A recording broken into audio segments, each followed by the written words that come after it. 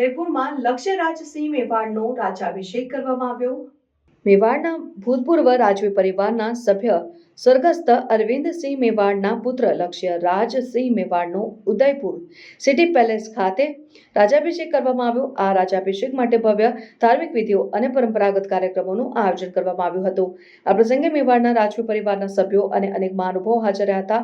આ રાજ્યાભિષેકમાં ગદ્ય ઉત્સવ વિધિનું આયોજન કરવામાં આવ્યું હતું, જેમાં હવન પૂજન અને મંત્રોચ્ચાર સાથે વિધિઓ પૂર્ણ કરવામાં આવી હતી।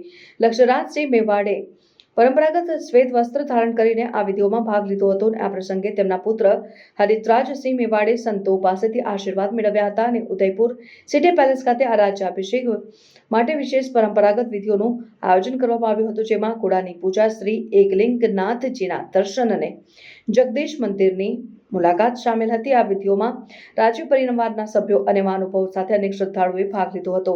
આ પ્રસંગે લક્ષ્યરાજસિંહ મેવાડના રાજ્યાભિષેકને મેવાડના પરંપરાગત વારસાની ઉજવણી તરીકે માન્યતા આપવામાં આવી હતી। આ પ્રસંગે મેવાડના રાજવી પરિવારના સભ્યો અને મહાનુભાવો સાથે અનેક શ્રદ્ધાળુઓએ ભાગ લીધો હતો।